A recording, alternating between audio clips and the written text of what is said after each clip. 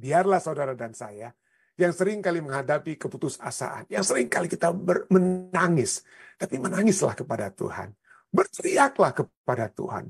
Marahlah kepada Tuhan dengan kata lain. Seperti Ayub juga ya. Marahlah kepada Tuhan, tapi marahlah dalam percaya, dalam artinya ya, marahlah dalam percaya, marahlah di hadirat. Pada saat Allah menciptakan langit dan bumi, pada saat Allah menciptakan dunia kita ini, segala sesuatu itu baik adanya. Tapi karena adanya manusia yang ingin menyamai, menjadi seperti Allah, melihat dosa itu baik bagi mereka, maka inilah akibat daripada hal tersebut. Kita tidak mengetahui hanya yang baik kita tidak ketahui, tapi seperti pohon pengetahuan, itu dikatakan apa? Pohon pengetahuan apa? Baik dan jahat yang kita alami dan kita lihat, hanya jahat-jahatnya yang sering kita lihat. Dan yang hal yang jahat itu seringkali membawakan keputusasaan dalam kehidupan kita. Tapi mari kita lihat, bukan itu Allah sumbernya. Mari kita baca kitab Ayub. Kita akan melihat bukan Allah yang menyebabkan Ayub menderita. Setan yang menyebabkan Ayub menderita. Dan mari kita lihat dari kitab Ayub. Pada akhirnya kita dapat melihat Allah yang memperhatikan semuanya. Ayub bertanya, kemana? Di mana engkau Tuhan? Saya ingin menghadap kehadiratmu.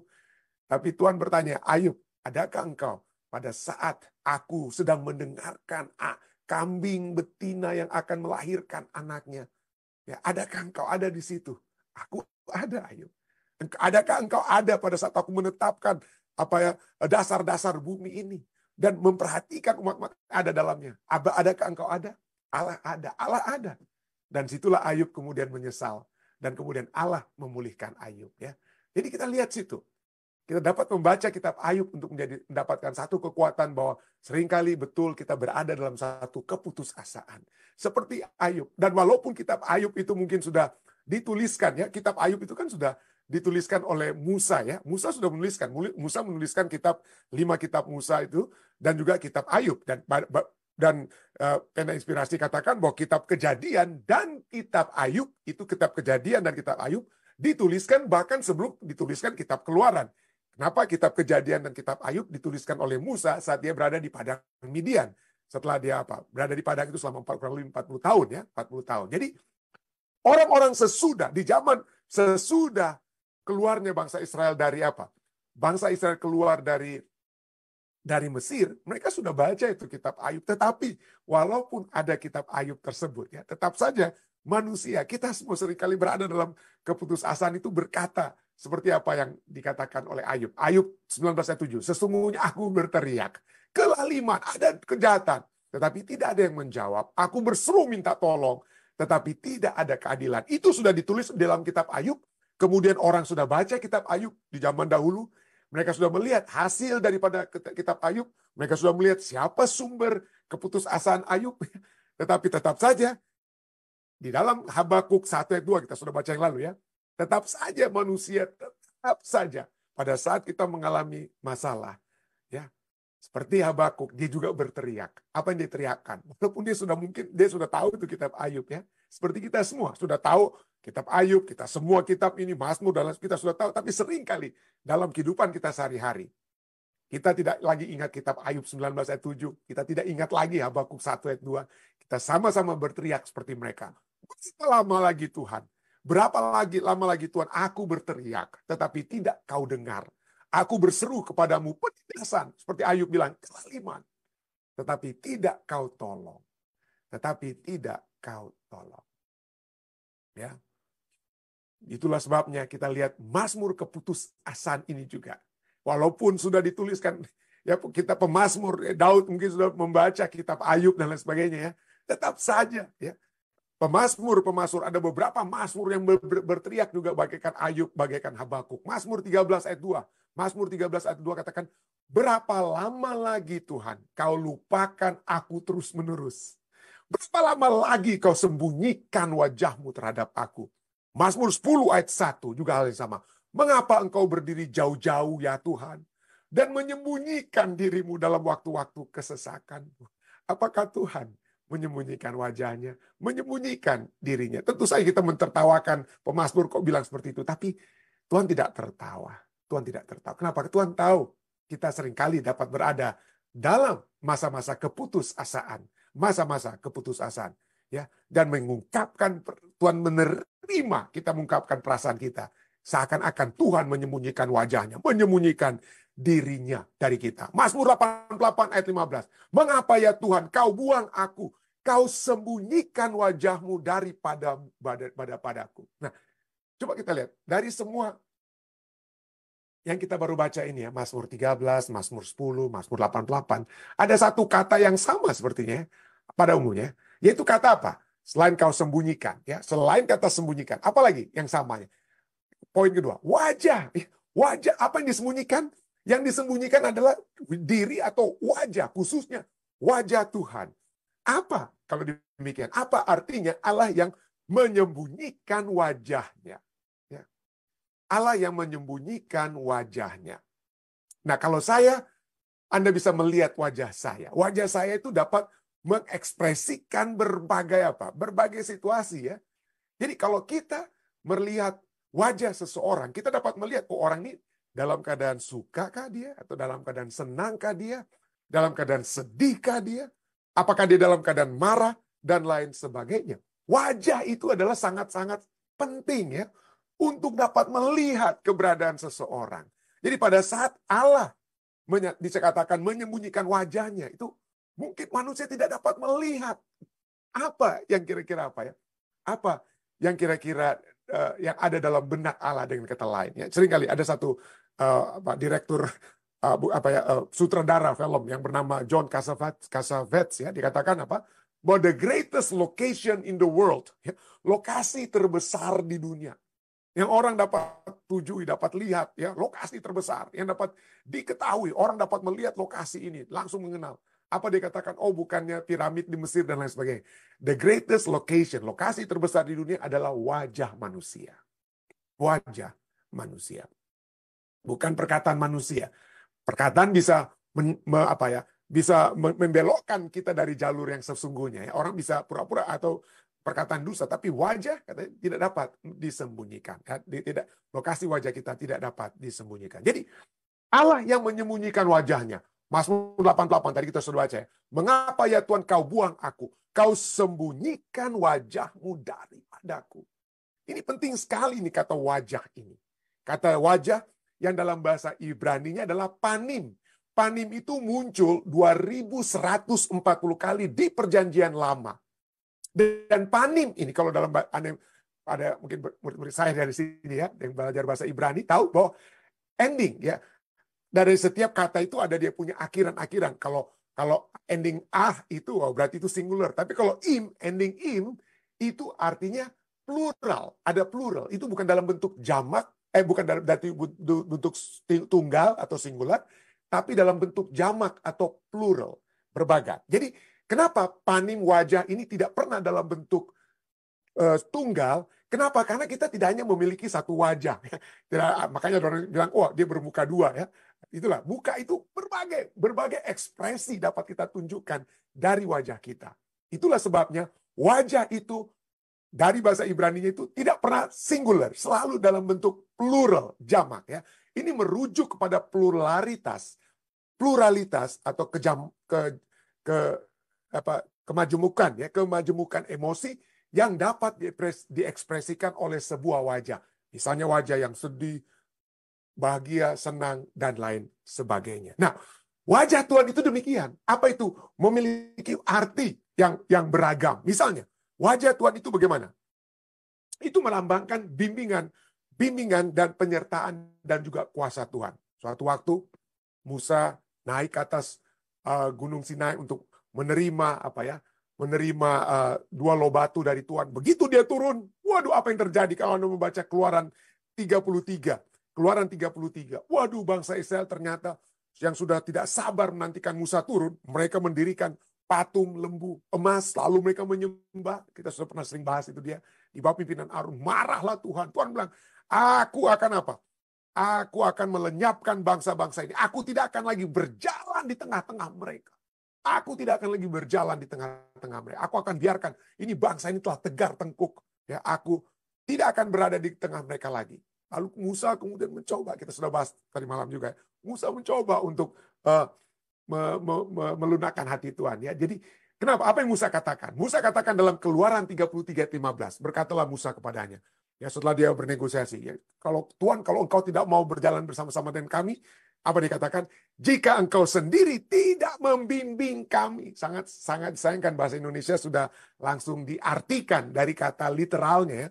Kata aslinya itu sudah langsung bahasa Alkitab, bahasa Indonesia sudah mencoba untuk memperhalus supaya dapat lebih gampang dimengerti. Tapi bahasa aslinya dikatakan jika kehadiranmu tidak bersama-sama kami, janganlah suruh kami berangkat dari sini. If your presence does not go with us, do not bring us up from me. Kami akan pergi, tapi kalau engkau tidak bersama kami, Tuhan, kalau wajahmu tidak bersama dengan kami, kalau kami tidak melihat wajahmu, Tuhan, maka kami tidak akan pergi dari sini. Itu yang Musa katakan. Jadi presence itu menggunakan kata panim, ya, menggunakan kata paneka atau dari kata panim, ya. Jadi kehadiran Tuhan itu adalah wajah Tuhan itu merujuk kepada kehadiran, kepada bimbingan dan kuasa Tuhan. Tanpa bimbingan, tanpa kehadiran, tanpa kuasa Tuhan, maka umat Israel menurut Musa tidak akan mau berjalan tanpa bimbingan Tuhan. Apalagi wajah Tuhan itu bukan hanya menyatakan kerinduan Musa untuk melihat kehadiran Tuhan dan kuasa Tuhan. Wajah Tuhan dalam Alkitab, panim, ya. Panim itu merujuk kepada murka Tuhan juga. Kalau marah Tuhan itu kelihatan dalam wajahnya. Wajah Tuhan menyatakan murkanya terhadap dosa. Imamat 20 ayat 6 misalnya. Orang yang berpaling kepada arwah atau kepada roh-roh peramal, yakni yang bersinah dengan bertanya kepada roh-roh peramal itu dan lain sebagainya, ya. Hati-hati kalau kita opo-opo dan lain sebagainya. Ini ayat menyatakan ya jangan pergi ke opo-opo, ya. Jadi katakan yang bersinah dengan bertanya kepada mereka, aku sendiri akan menentang orang itu. Nah, sekali lagi bahasa Indonesia Alkitabnya sudah diperhalus. Bahasa aslinya apa ya? Aku sendiri akan menentang. Katakan apa? I will set my face against that person. Jadi wajah Tuhan itu adalah wajah yang apa? Yang akan murka terhadap orang apa? Orang yang bertanya kepada roh-roh peramal dan lain sebagainya. Jadi aku sendiri, wajahku itu akan apa? Wajahku akan apa? Aku palingkan dengan kata lain, ya. Melawan. Wajahku sendiri akan menentang orang itu dan melenyapkan dia dari tengah-tengah bangsanya. Jadi wajah dapat menyatakan apa? Orang kuasa, ya. Menyatakan murka, ya. Jadi Allah yang apa? Wajah Allah ini yang menyatakan juga murka. Apalagi tentang wajah Allah ini. Wajah Allah itu juga dapat menunjukkan kepada apa? Yang untuk memberikan pengharapan. Ya. Wajah yang memberikan pengharapan. Pada saat orang mungkin, kita sering lihat ya di Ethiopia ya, kalau apa ya, Anda misalnya ada waktu lalu dan di mana saja ada peminta-minta ya, mereka dapat melihat mana nih wajah-wajah yang akan memberikan bantuan kepada mereka pada saat mereka meminta-minta di pinggir jalan dan lain sebagainya. Mereka dapat melihat dari wajah kita, ya. Jadi itulah sebabnya wajah Tuhan juga adalah dapat memberikan apa? Pengharapan, memberikan pengharapan. Bilangan 6 ayat 24 sampai 26 adalah yang sering kita di akhir acara ibadah kita bacakan hal ini, ya. Ini bicara tentang apa? Bilangan 6 ayat 24 26. Tuhan memberkati engkau dan melindungi engkau. Tuhan menyinari engkau dengan wajahnya dan memberi engkau kasih karunia. Tuhan menghadapkan wajahnya kepadamu dan memberi engkau damai sejahtera. Jadi wajah Tuhan itu memberikan pengharapan akan kuasa Tuhan, memberikan pengharapan akan tuntunan Tuhan. Dengan wajah Tuhan juga kita dapat melihat mana kehendak Tuhan. Dengan melihat wajahnya, kita dapat melihat wajah Tuhan untuk melihat apakah dia suka atau tidak suka dengan apa yang sedang kita lakukan dengan kesalahan. Itulah sebabnya pemazmur itu sangat merindukan wajah Allah. Mazmur 4 ayat 7 katakan, banyak orang berkata, siapa yang akan memperlihatkan yang baik kepada kita? Biarlah cahaya wajahmu menyinari kami ya Tuhan. Merindukan cahaya sinar wajah Tuhan. Mazmur 11 ayat 7 katakan, sebab Tuhan adalah adil dan ia mengasihi keadilan. Orang yang tulus akan memandang wajahnya. Orang yang tulus akan memandang wajahnya. Dan dalam Mazmur 27 ayat 8, hatiku mengikuti firman-Mu. Carilah wajahku, kata Tuhan dalam firman-Nya. Maka wajahmu ku cari, ya Tuhan. Oke, jadi kita sudah lihat sini. Oke, ini poin pertama. Bahwa pada saat kita pelajari firman Tuhan, lakukan kehendak Tuhan, maka kita akan melihat wajah Tuhan yang sudah kita rindukan. Tapi di sisi lainnya, dalam tekanan-tekanan kehidupan yang bukan karena keberdosaan kita. Oke, kalau keberdosaan kita 2 Tawarik 7:14 katakan apa ya? Carilah apa ya? Kalau kita berbalik kepada Tuhan, maka Tuhan akan memalingkan wajahnya kepada kita. Oke, kalau kita bersalah, mungkin Tuhan tidak sedang murka ya, itu wajah Tuhan tidak dapat kita lihat. Tapi bagaimana pendeta? Pada saat saya sudah melakukan yang terbaik yang dapat saya lakukan dengan kekuatan Tuhan tentunya, tapi saya mengalami masalah dan saya tidak melihat wajah Tuhan. Kenapa? Sampai pemazmur yang baik sekalipun, bukan karena keberdosaannya, dia dapat berkata dalam Mazmur 88 ayat 15, mengapa ya Tuhan, kau buang aku, kau sembunyikan wajahmu daripada aku. Hal yang sama dinyatakan dalam Mazmur 22 ayat 2 dan 23 ya. Walaupun tidak ada kata Tuhan menyembunyikan wajahnya, tapi Tuhan tidak ada. Sama sekali tidak ada dalam kehidupan pemazmur, dalam Mazmur 22 yang menjadi pelajaran kita pada malam hari ini. Allahku, Allahku, mengapa engkau meninggalkan aku? Aku berseru, tetapi engkau tetap jauh. Engkau membuang mukamu. Engkau menyembunyikan wajahmu Tuhan. Ya, engkau tetap jauh dan tidak menolong aku. Allahku, aku berseru-seru pada waktu siang, tetapi engkau tidak menjawab. Dan pada waktu malam, tetapi tidak juga aku tenang.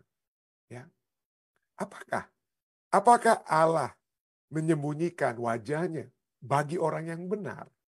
Ya, bukankah kita selalu berkata, waduh, pada saat kita bersama dengan Tuhan, kadang-kadang pada saat kita bersama dengan Tuhan, bukankah firman Tuhan katakan kita akan melihat wajahnya? Tapi kenapa kadang-kadang juga pada saat kita sudah melakukan yang terbaik yang kita lakukan, sudah dengan kekuatan surga setia kepada Tuhan, berbakti kepada Tuhan, tapi kenapa kita dijahati? Kenapa ada masalah demi masalah yang datang pada kita? Apakah Tuhan sedang menyembunyikan wajahnya sehingga kita tidak menemukan wajah Tuhan? Apakah Allah menyembunyikan wajahnya bagi orang yang benar? Satu fakta yang kita lihat dari Mazmur 22 yang kita sudah pelajari. Apakah kita dapat katakan Yesus itu orang yang bersalah? Apakah dapat kita katakan bahwa Yesus adalah seseorang yang patut, yang cocok bagi Allah untuk menyembunyikan wajahnya dari Yesus? Ya. Adakah Yesus orang yang tidak benar? Ya. Faktanya, Yesus adalah orang yang benar. Ya. Tapi ada saat di mana Yesus berkata juga, Allahku, Allahku, mengapa engkau meninggalkan aku? Ya. Mengapa engkau meninggalkan aku? Jika Anda sedang melakukan yang terbaik yang dapat Anda lakukan dengan kekuatan surga, tetapi Allah seakan-akan menyembunyikan wajahnya, meninggalkan Anda. Ketahuilah bahwa Anda tidak sendirian. Yesus pernah merasakan. Tapi itulah perasaan yang dirasakan. Itulah perasaan yang mungkin Anda sedang rasakan saat ini. Karena inilah satu fakta yang ada dalam dunia ini, bahwa orang benar sering menderita karena kebenaran yang ada padanya. Orang benar sering menderita karena kebenaran yang ada padanya. Lihat murid-murid Yesus. Lihat rasul-rasul yang sudah menjadi martir. Lihat orang-orang yang harus menderita karena kebenaran. Seperti Yesus Kristus. Ya, tidak heran. Saya katakan Mazmur 22 itu berhubungan dengan Yesus Kristus bukan hanya karena Yesus telah mengutip. Bukan hanya karena Yesus telah mengutip Mazmur 22 ayat 2. Pada saat di kayu salib dia katakan, Allahku, Allahku, mengapa engkau meninggalkan aku. Tapi Mazmur 22 kalau kita bahas, kalau kita baca, banyak. Tadi saya sudah banyak hari ini juga saya mencoba untuk mempelajari. Kalau Mazmur 22 itu sering dikatakan oleh orang Kristen sebagai Messianic Psalms. Mazmur tentang Mesias. Kenapa orang-orang Yahudi itu kok tidak lihat gitu ya? Orang-orang penganut agama Yahudi tidak lihat. Khususnya mengapa mereka tidak melihat misalnya Mazmur 22 ayat 17 sampai 19 ya. Mazmur 22 17 ini sangat erat sekali. Anda bisa baca ini, Anda bisa hubungkan dengan Yesaya 52. Allah anak Allah yang dirembukan, tapi inilah ya mereka tidak terima itu Mazmur 52 dan juga Yesaya 52 dan juga Mazmur 22. Orang-orang Yahudi saat ini ya. Kenapa? Mazmur 22 17 sampai 19 sangat jelas menceritakan pengalaman Yesus pada saat dia di kayu salib. Tapi sudah dinyatakan terlebih dahulu jauh sebelumnya. Dalam Mazmur 22 ayat 17-19. Sebab anjing-anjing. Oke, mungkin secara perumpamaan di sini anjing-anjing ya. Sebab anjing-anjing mengurumuni aku. Gerombolan penjahat mengepung aku. Mereka menusuk tangan dan kakiku. Tangan dan kaki ditusuk ya. Tak terus dengan apa? Dengan paku itu ya di kayu salib. Segala tulangku dapat kuhitung. Mereka menonton. Ya biasanya orang-orang yang di atas kayu salib itu tulang-tulangnya itu harus dipatahkan. Tapi hanya Yesus itu yang di atas kayu salib yang tulang-tulangnya itu tidak apa ya? Tidak dipotong, tidak dipatah-patahkan supaya tidak turun dari kayu salib. Biasanya orang-orang yang disalib oleh serdadu Roma itu harus dipatah-patahkan kakinya dan rusuk dan lain sebagainya. Tapi Yesus hanya ditusuk ya. Yesus hanya ditusuk ya. Itulah sebabnya dalam ayat 18 katakan segala tulangku dapat kuhitung. Mereka menonton, mereka memandangi aku. Ayat 19, wah lebih tepat lagi nih. Mereka membagi-bagi pakaianku di antara mereka. Dan mereka membuang undi atas jubah. Jadi orang-orang Yahudi sendiri, ya tadi sepanjang hari ini saya pelajari. Pada saat mereka membaca Mazmur 22, ini mereka katakan, oh Mazmur 22 ini sehubungan dengan Raja Daud. Tapi waktu ditanya, Raja Daud dalam keadaan di mana? Ya, apa waktu dia dikejar-kejar oleh Saul, ada jubahnya Daud itu diundi dan lain sebagainya. Ya. Apakah Raja Daud itu pernah ditusuk oleh Raja Saul atau serdadu-serdadu Raja Saul? Jadi yang mereka katakan, orang Yahudi katakan, oh ini Mazmur 22 ini sehubungan dengan Raja Daud, sehubungan dengan Esther, ya, sehubungan dengan Ratu Esther. Kalau menurut orang Yahudi tadi, di mana ya dengan kata lain? Jadi tidak heran. Mereka juga tidak dapat menjawab, tapi puji Tuhan, ya, puji Tuhan. Kenapa? Karena Allah kita adalah Allah yang sama, Allah yang satu. Dia dapat memberikan nubuatan, ya. Ini adalah nubuatan tentang Mesias. Itulah sebabnya Mazmur 22 adalah Mazmur tentang apa ya? Mazmur tentang Yesus atau Mesias yang ada di atas kayu salib. Ya, inilah gambaran daripada Yesus yang ada di atas kayu salib. Tapi poin lainnya yang dapat kita lihat yang sangat indah. Ya, yang dapat menuntun kita untuk melihat Mazmur 22 ini adalah Messianic Psalm. Mazmur sehubungan dengan Mesias, yang merujuk pada Mesias. Bukan hanya apa yang dikatakan dalam Mazmur 22 ayat 2, tapi juga apa yang secara mendetail dinyatakan dalam Mazmur 22 ayat 17-19. Kita juga dapat melihat pada saat ini, ya, Mazmur 22 juga menyatakan pada saat umat manusia merasa dalam perasaan mereka tidak menemukan wajah Allah. Tetapi mereka yang percaya akan tetap percaya. Mereka yang percaya akan tetap memuliakan Allah. Walaupun saat ini kita merasa tidak sedang memandang wajah Allah. Atau Allah yang sedang menyembunyikan wajahnya. Ya. Mazmur 22 ayat 22 dan 24 katakan, selamatkanlah aku dari mulut singa dan dari tanduk banteng. Engkau telah menjawab aku. Dia masih mau minta. Coba bayangkan ya. Selamatkanlah aku. Artinya apa? Dia sedang meminta untuk diselamatkan. Dia belum selamat. Tetapi dalam imannya dia katakan apa? Engkau telah menjawab aku. Iman ya. Engkau telah menjawab aku. Belum selamat, tapi engkau telah diselamatkan. Ya. Engkau telah diselamatkan. Betul, kita saat ini tidak melihat wajah Allah. Ya, mungkin dalam perasaan kita, pada saat kita sedang menginjil, pada saat kita sedang melakukan yang terbaik untuk Tuhan, tapi kita menderita, kita dilukai, ketahuilah, Allah telah menjawab kita. Allah telah menyelamatkan kita. Kapan? Pada saat Yesus mati di kayu salib. Pada saat Yesus mati di kayu salib, saudara dan saya yang telah menerima Yesus, telah dijawab, telah diselamatkan. Inilah sebabnya, selamatkanlah aku dari mulut singa. Dia katakan, engkau telah apa? Menjawab aku. Ayat 23. Oleh sebab itu dikatakan apa? Ayat 23. Aku akan memasyurkan namamu kepada saudara-saudaraku dan memuji-muji engkau di tengah-tengah jemaah. Ayat 24. Kamu yang takut akan Tuhan. Walaupun engkau saat ini mengeluh, meratap, tidak melihat wajah Tuhan. Tetapi kamu tetap hormat. Takut akan Tuhan, hormat ya. Tetap hormat pada Tuhan. Dikatakan apa? Pujilah dia, pujilah dia. Hai segenap anak cucu Yakub, muliakanlah dia. Dan gentarlah terhadap dia. Hai segenap anak cucu Israel. Ingat, saya sudah katakan bahwa Mazmur 22 itu oke secara keseluruhan. Walaupun ada pujian, walaupun ada iman di sini. Tapi secara keseluruhan, Mazmur 22 adalah Mazmur orang yang masih belum diselamatkan. Masih berada dalam tekanan. Kemudian kita baca Mazmur 23, baru kita melihat bahwa orang yang dalam keadaan tertekan sekalipun, di tengah lembah kekelaman sekalipun, sesungguhnya Tuhan itu ada. Tuhan akan menuntun kita untuk berdiam dalam rumahnya untuk selama-lamanya. Dan Mazmur 24 berbicara tentang kemuliaan yang akan dialami oleh umat-umat Tuhan yang percaya, yang telah dituntun dalam lembah kekelaman, telah masuk ke dalam tempat kediaman Tuhan untuk selama-lamanya.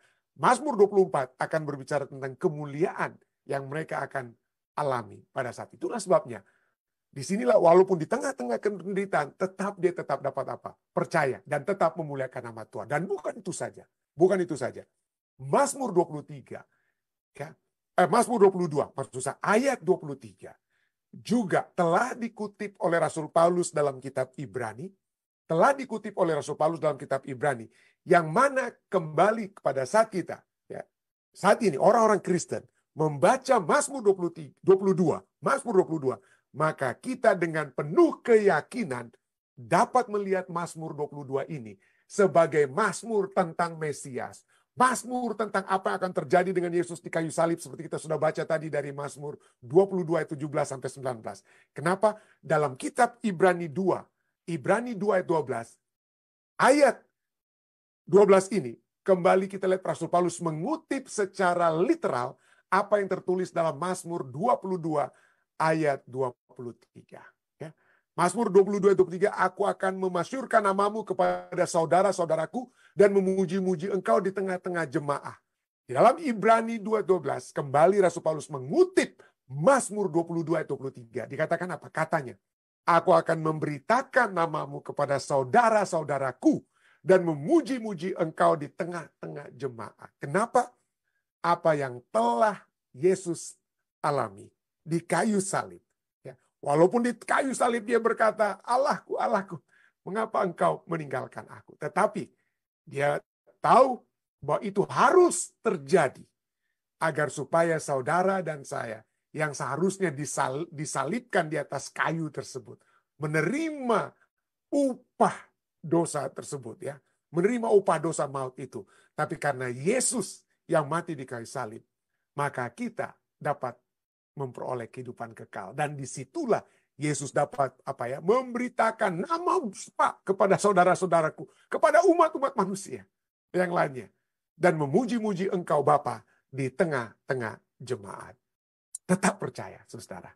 Seperti Yesus tetap percaya. Kenapa saya katakan Yesus tetap percaya? Walaupun dia katakan kalau bisa cawan ini berlalu daripadaku.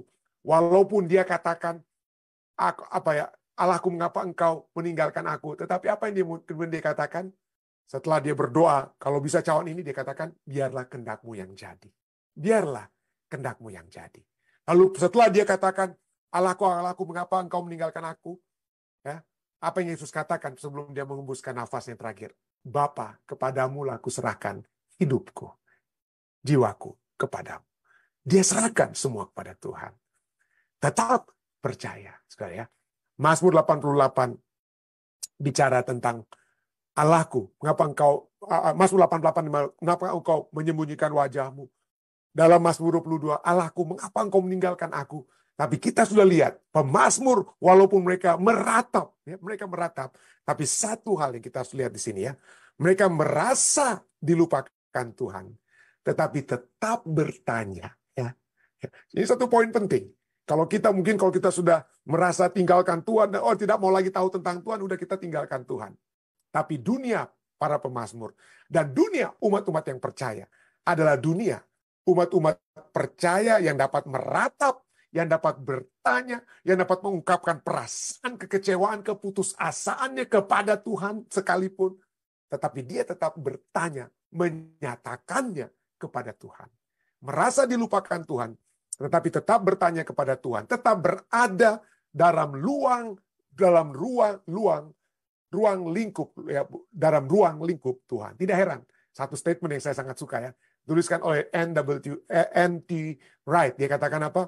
Mengakui bahwa Mazmur memanggil kita untuk berdoa dan bernyanyi di persimpangan zaman. Di dalam kitab Mazmur, kita lihat ada zaman kita dan zaman Tuhan. Ada zaman Yesus Kristus, ada zaman kita juga ya. Perasaan sama masih terjadi.